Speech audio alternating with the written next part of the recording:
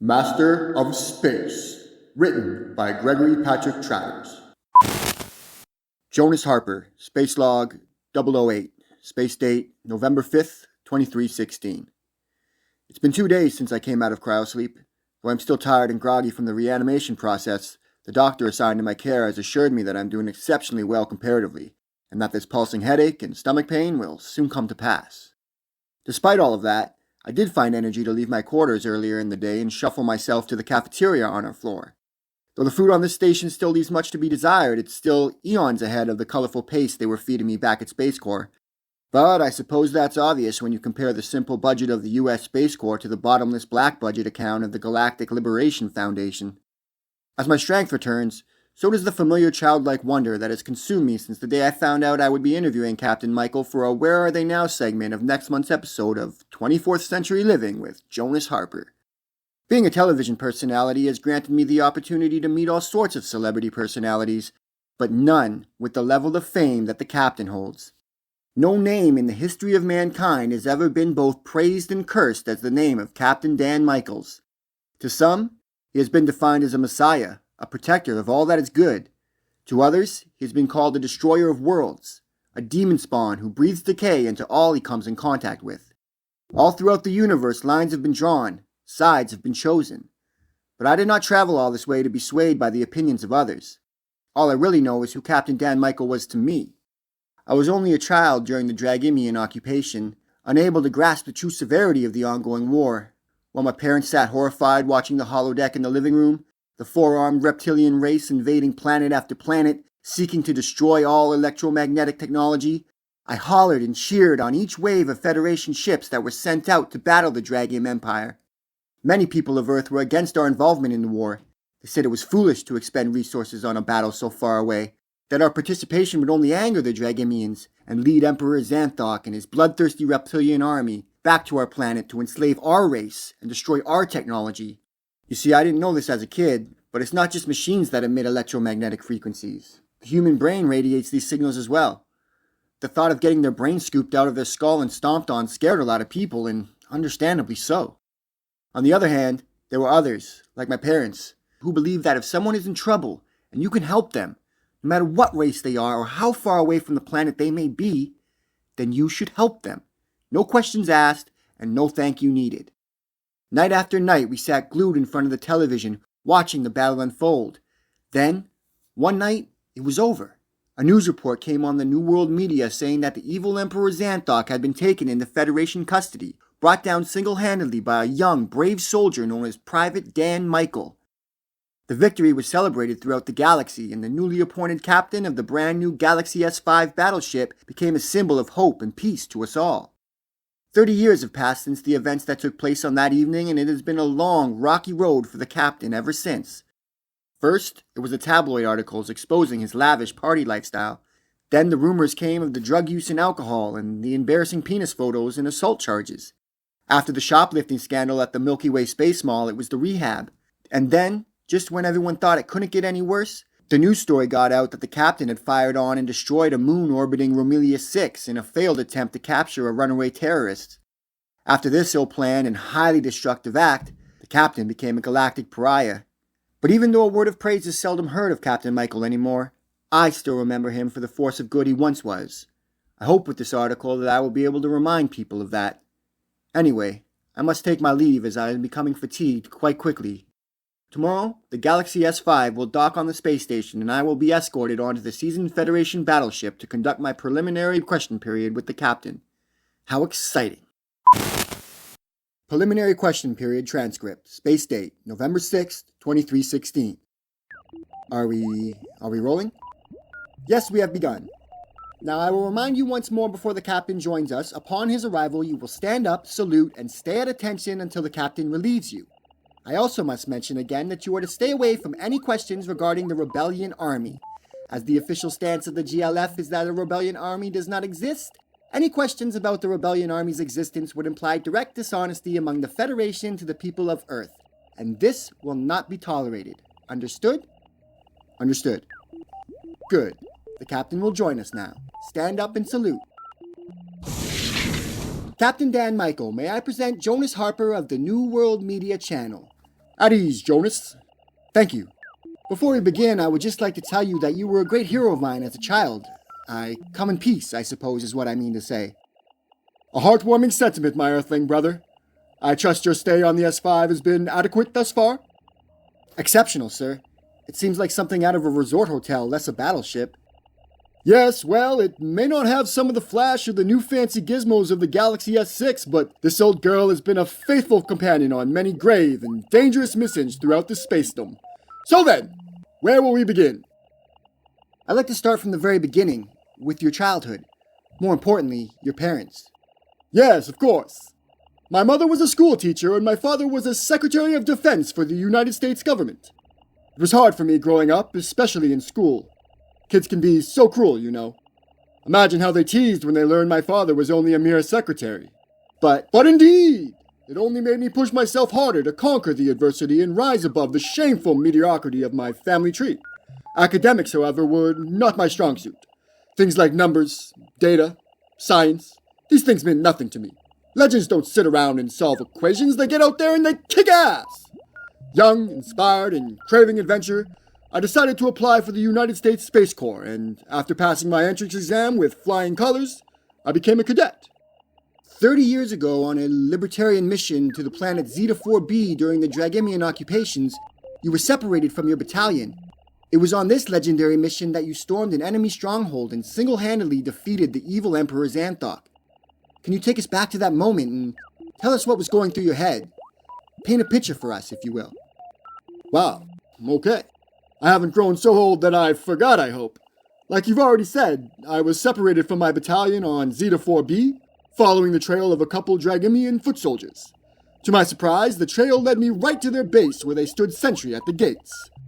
Suddenly, I saw Emperor Xanthok exit the base and start a conversation with the two foot soldiers.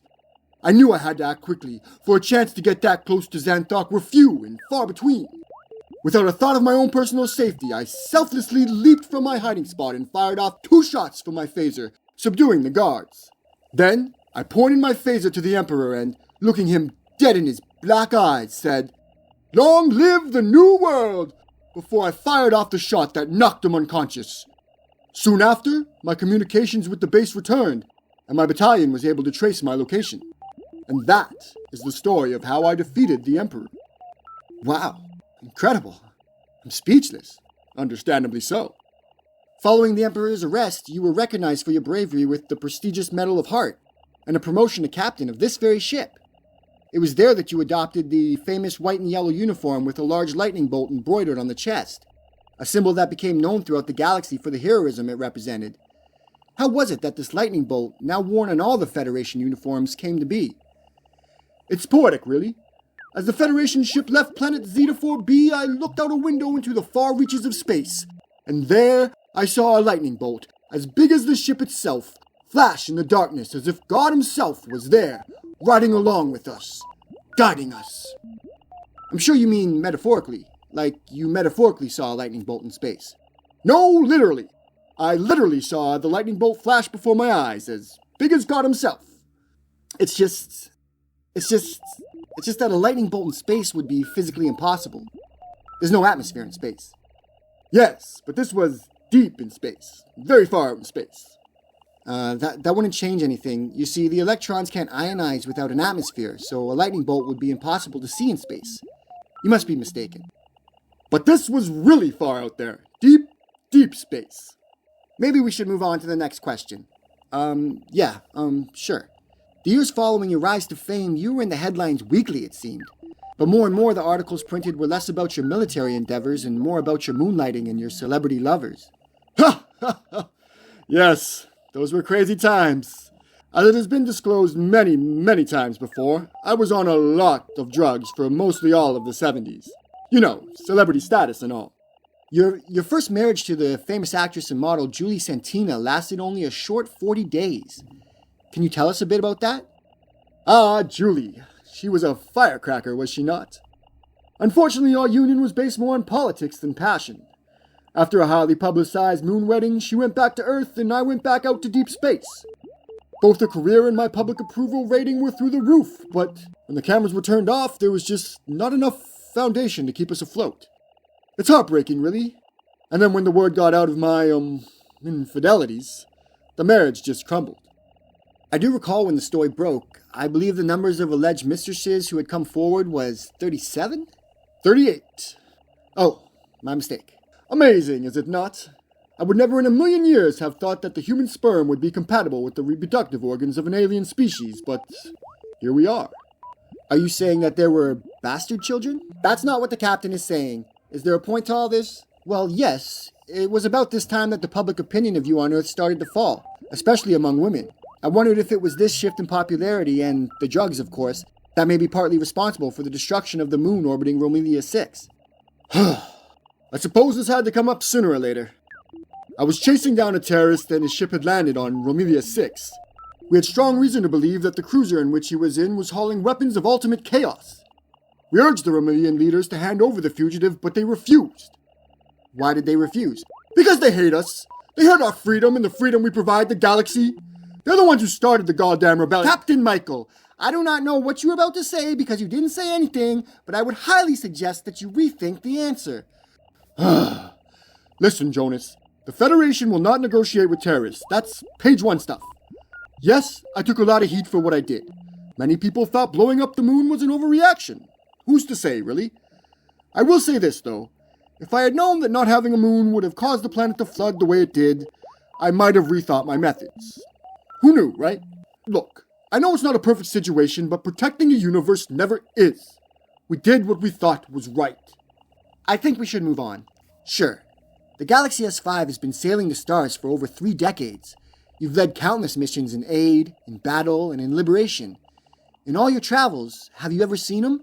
The fabled warrior they call the Hand? Does he really exist?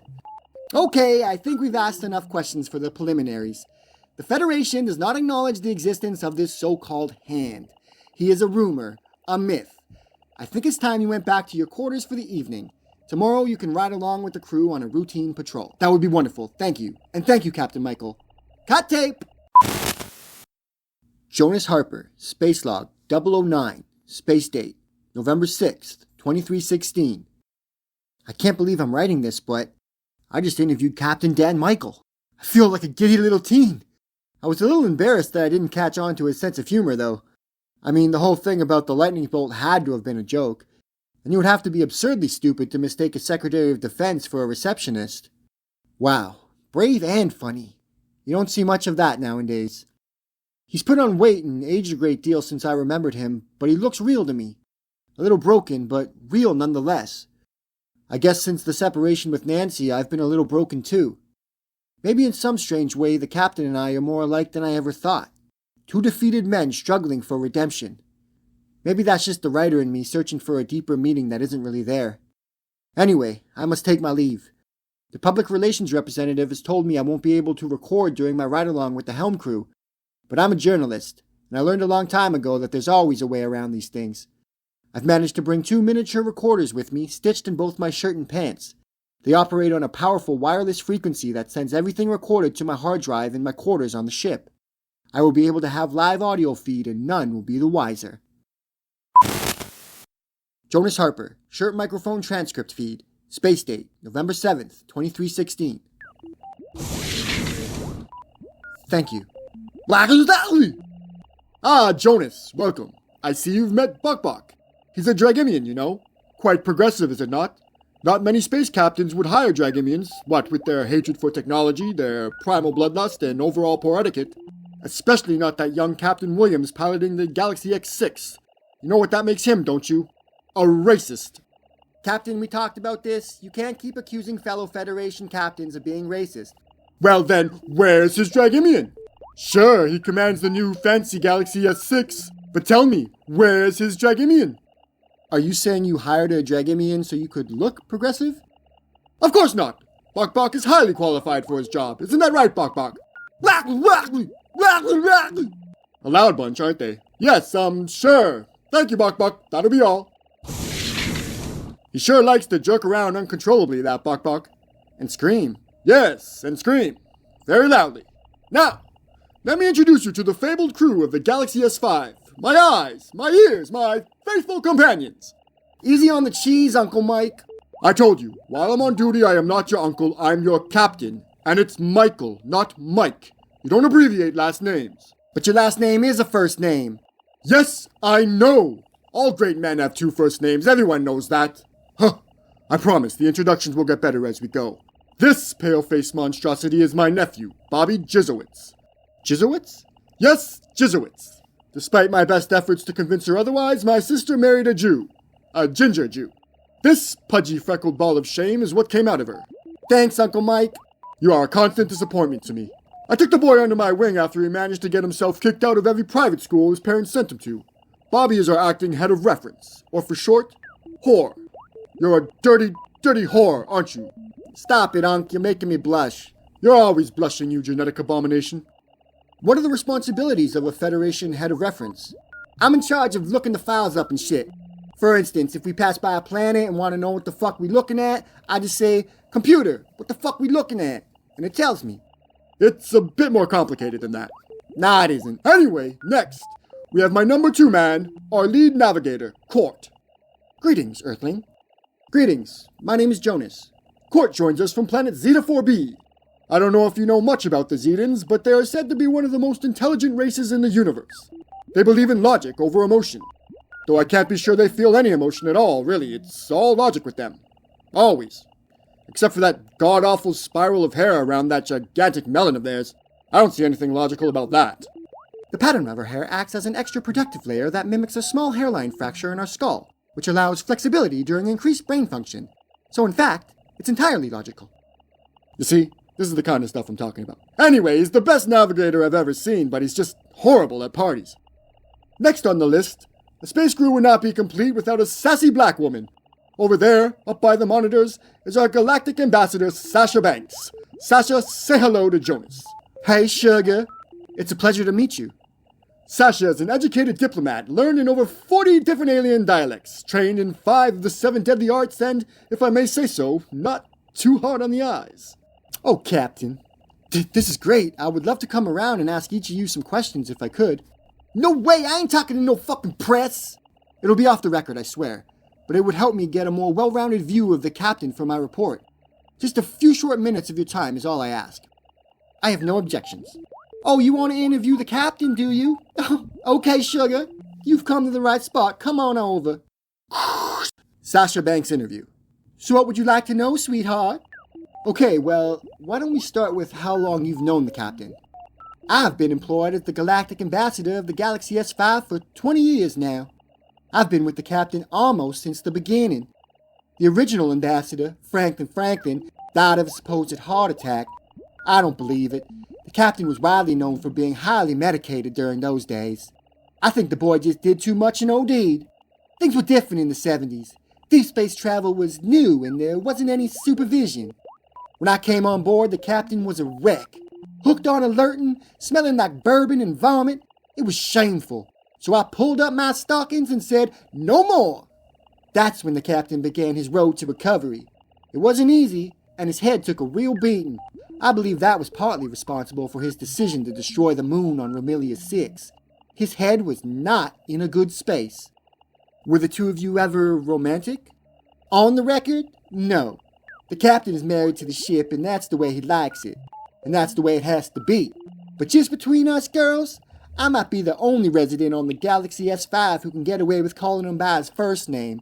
But don't you go putting that in your article now. Of course not. I would just like to get a better idea of the captain's personal side.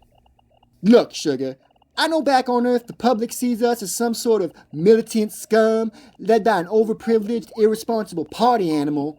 The rest of the crew can't speak Dragimian, but I can. When your escort was over there screaming in the elevator, he was telling us that you have a recording device on you. The frequencies are like nails on a chalkboard to him. Can you imagine the pain he goes through every day, working on a ship that sends out nothing but high-powered frequencies? But despite all that, he comes to work every day and does his job. Why? Because he wants to be something more than just another Dragimian warrior.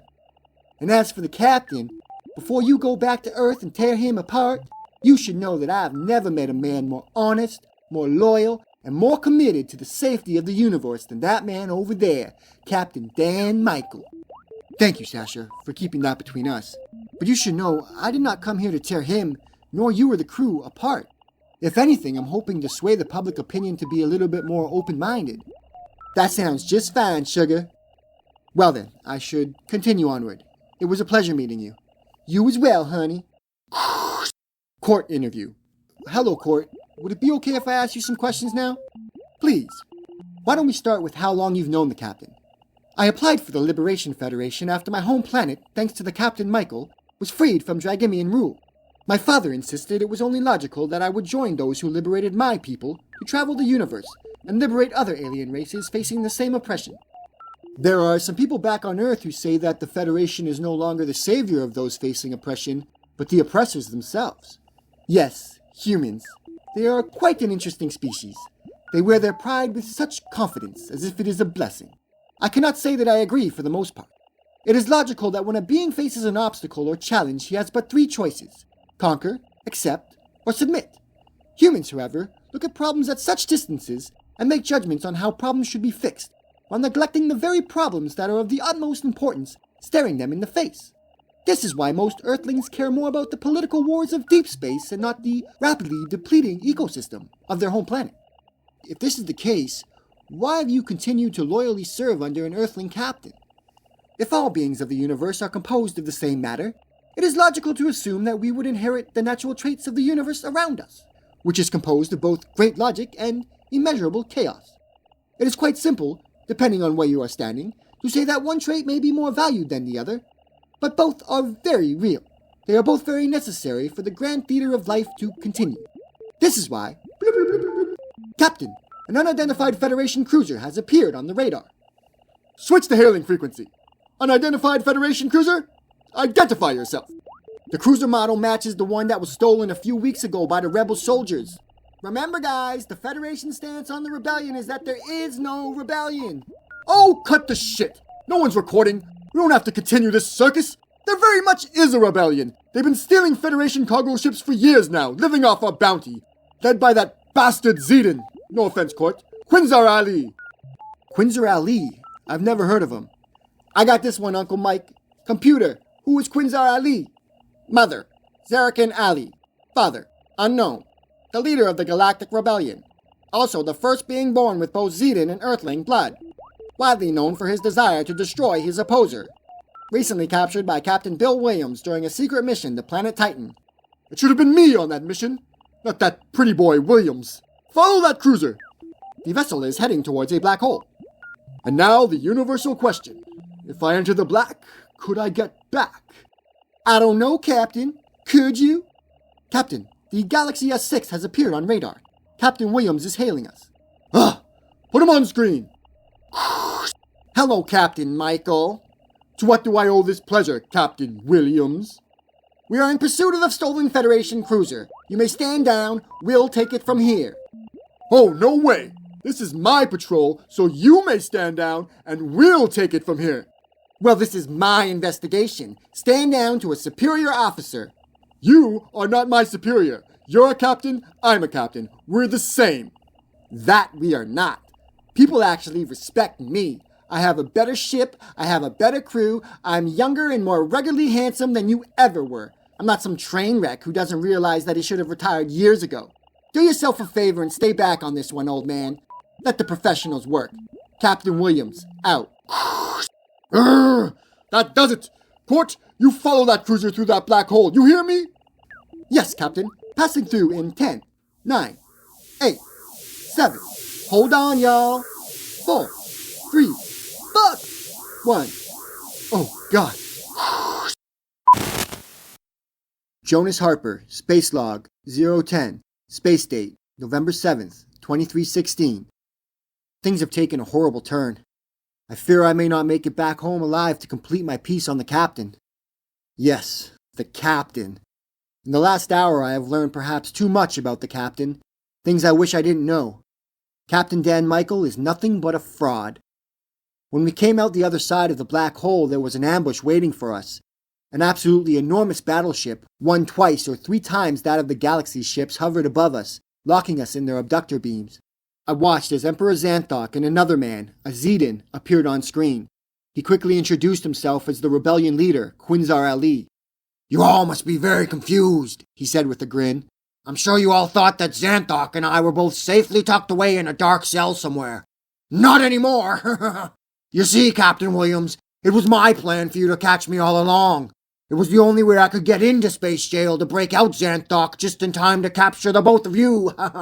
Gentlemen, it's time to pay for your crimes against the universe. Captain Michael scoffed. Way to go, Captain Williams. Rookie. It was then that the four-armed beast known as Xanthok joined the conversation. The mechanical translator wrapped around his jaw reverberated his words to us as they unfurled in a chilling, monotone, robotic voice that seemed it could have come from Satan himself, if Satan was a robot or something. Dost thou speak? Thou who hast convinced those of this universe that it is he who subdued the almighty Xanthok? Yes, indeed, laughed Quinzar. You had the whole universe fooled, didn't you, Captain Michael?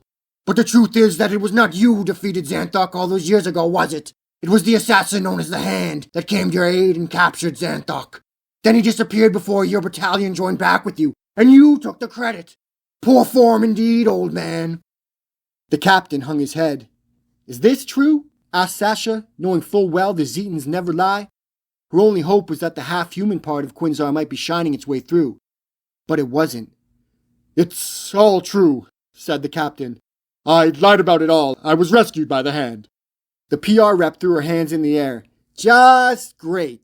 A heavy silence fell over the crew, myself included, as all faith we had put in this man as a leader, as a soldier, as a role model for good in the universe, crumbled with the foundation that it was built upon. We forgave him for his drug use, his womanizing, blowing up moons, and all the other crazy headlines in which his name appeared, because it was him who single-handedly took on and defeated the Dragemian Emperor. But it wasn't him, and he said it was. Quinzar Ali salivated at his victory. Once you have been beamed onto the cargo bay, you will be arrested. Any resistance would be highly illogical. Quinzar, out! They'll be coming for us any time now. I managed to get back to my room to record this final entry. I hope somehow this gets back to the people of Earth so that they may learn the truth about Captain Michael's heroic past. For now, I remain scared, wishing that Nancy was here, wishing we could stop our fighting and hold each other once again. I could deal with all the things about her I hated. I just want someone to hold. I miss the earth so much. I miss my wife. It's lonely out in space. In all of this drama, one thing has made me laugh. The captain's nephew, Bobby, has decided that he would like to be interviewed after all. He says he wants to die with a clean soul. I reminded him that I was not a priest, nor was the interview meant to be any sort of confession. I still don't think he understands. He's in luck, though. I've decided to smuggle another one of my miniature recorders along with me when we are apprehended. I suppose it's the reporter in me. Even in the face of certain death, I'm still searching for the big story. Jonas Harper, Shirt Microphone 2, Transcript Feed. Space date, November 7th, 2316. Is it on? Yes, I've switched it on. Does it smell like poo? No. A little. So, what are you going to ask me? I'm not sure. This isn't exactly the ideal situation for an interview. What with all of us locked in this dirty cell below the ship, waiting to be executed. It's kind of hard to organize my thoughts. Come on, dude. You said you would. Don't be all bummed because you found out my uncle is full of shit. I've been dealing with that my whole life. Have you? Look, he's always talking about how he took me under his wing with his job and I'm ungrateful and all that. But he has had his whole life handed to him. I don't think he's really ever worked a day in his life. Who is he to give me shit? To be clear, I'm more upset that I'm about to die than anything. But please, tell me, what do you mean when you say he had his whole life handed to him? Oh, don't be such a twat. We're not gonna die. We're always getting into some epic battle or being seconds away from death. Pretty much every week, it seems. But it always works out somehow. And what I meant was, the only reason Uncle Mike got into Space Corps in the first place was because of my grandpa. Same with the Federation. The captain said he passed his entry test with flying colors. Captain says a lot of things, usually all bullshit. Just like his promotion to captain. The only reason he got it was because everyone thought he begged Xanthok alone. Yeah, right. Xanthok is a beast. Uncle Mike is a pussy. Only a badass like the Hand could stop Xanthok. Man, the Hand is so fucking cool. But see, that's what I'm saying. I would make a way better captain. I didn't have shit handed to me. My dad worked demolition and my mom was a teacher. My last name was fucking Jizzowitz. I heard it all, man. Jizz on tits or jizz owitz in my eye. Man, I got my ass beat more in grade school than any of these four-armed fish freaks could ever do to me. So you're not scared? Fuck no! Thug life, motherfucker! The guard is approaching. They're gonna kill us. Okay, now I'm fucking scared. We're gonna fucking die, man. Holy shit. I can't die. I'm a virgin, man. Though I can assure you that is very embarrassing. You do not need to fear, for I, Captain Williams of the Galaxy S6, will save you. Oh, shut up, Bill. You're just as screwed as the rest of us. There seems to be a lot of tension between them. Yeah, Uncle Mike is pretty butthurt. He thought he was gonna get the Galaxy S6. He blows up a fucking moon and thought that he was gonna be appointed captain of the S6. He also has this thing, which my mom tells me all men in the Michael bloodline have, where they think a man with 2 first names is a sign of greatness. Now, in comes Bill Williams over here. He's younger, successful, praised by the public. He's pretty much all the things that Uncle Mike still wishes he was. And he has 2 first names that are the same name. So yeah, Uncle Mike don't like. Anyway, you better turn off that recorder and shove it back up your butt. If Xanthox's guards find that on you, you are fucked. Aren't we heading to be executed right now anyway? Yeah, well, there's dying and then there's dying, you understand? Oh, right. Jonas Harper, Space Log 011, Space Date, November 8, 2316. Wow, I can't believe it. Bobby Jizerwitz was right.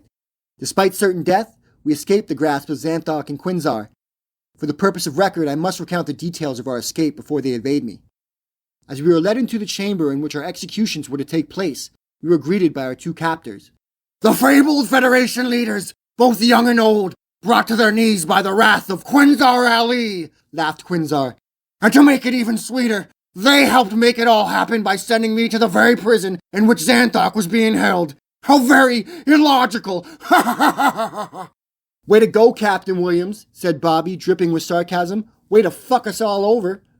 All traces of courage and bravery within the young captain had been replaced by the sulking pout of someone who was ill-prepared for the responsibilities of his rank. I'm sorry, he sobbed. How was I supposed to know? Alas, the time of retribution is upon me, Xanthox's voice box spoke out. The human who boasted of my capture now lies on his knees before me. What say you, human? How can you be so evil? I protested. They had us beat, and yet they pushed and pushed until they had stripped us of all dignity. I could not watch this anymore. One of the guards standing behind me struck me in the head and pushed me to the floor. Then he kicked me hard in the gut and I rolled over on my side. I gasped, the wind knocked out of me. When I looked up, Xanthox and his guards had suddenly started jerking about uncontrollably, just like Bok had the day I interviewed the crew. I also felt that my butt had become loose again. Then I saw it. Blinking red beside Xanthox's slimy green foot was my recording device. It had fallen out when I was kicked and turned on somehow. I remembered what Sasha said about the frequencies of our technology being like nails on a chalkboard to them. She saw what happened too and knew just the same as me the reason the Dragimians were losing control. Seizing the moment, Sasha jumped to her feet with a loud "Hi-ya!" Gave one of the guards a powerful roundhouse kick that dropped him like a brick. Bobby caught on, turned around and dropped the other guard with a hard right hook between its shiny black eyes. I looked behind me and saw Captain Michael in combat with Quinzar Ali. He was losing bad. Quinzar was young, quick, and fueled by hate, while the captain's old age and lack of physical fitness were getting the best of him. I spun over and yelled at Captain Williams, "Help him!" But he was paralyzed in fear, catatonic and rocking back and forth with tears in his eyes. I couldn't believe it. Say what you will about the morality of Captain Michael, but at least he was trying. At least he wasn't going down without a fight. Around this time, I saw Xanthox heading for the recording device. Though his movement was slow and disoriented from the electromagnetic signals, he would surely get to it soon if not stopped quickly. Just then, an air shaft opened above our heads. The gate went flying off its hinge and hit the floor with a sharp clank. I watched as the mysterious intruder dropped from the opening and landed gracefully on the balls of his feet, barely making a sound. The stranger wore a helmet that covered his face beneath a shaded visor, but it was clear by the looks on everyone's faces that it was only me who had never seen this man before. "It's the Hand!" yelled Bobby. That's when I knew that I was in the presence of the legendary assassin himself. He had come, just as he did 30 years ago, to save the captain once again. And there I stood with front row seats to it all. His appearance, though, was much less than legendary. His chest and shoulder armor had been outdated for decades and, besides his purple and cream schemed helmet, was the only armor he wore on his body. Underneath that was a dirty dish rag of a t-shirt, ripped department store jeans and sneakers, as if he could have been any one of the kids I would see standing in a circle rapping in front of the convenience store at the end of my block. But he was black. No other species in the entire universe shares the skin tone of the African descendants of Earth. The hand is an Earthling. We stood as spectators, our jaws hanging open as the battle between the hand and Xanthoc ensued. But in his weakened state, the Dragimian Emperor was no match for the quick-handed assassin whose blows came fast, fierce, and always directly on target. It must have inspired the tired Captain Michael, for he began to fight back too. His defense became quicker and more focused. He threw his entire body weight into his punches and wore down his opponent blow by blow. Before long, he had gained the high ground on Quinzar, exposing the true strength of a seasoned veteran.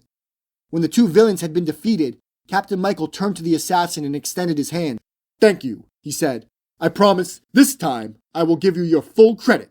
The hand put his hand into the captain's. "Don't," he replied from under the mask. "I work better as a myth. No one comes looking for me."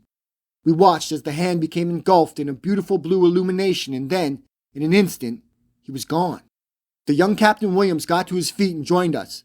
"We did it! We stopped the evil forces!" Sasha Banks rolled her eyes. "We?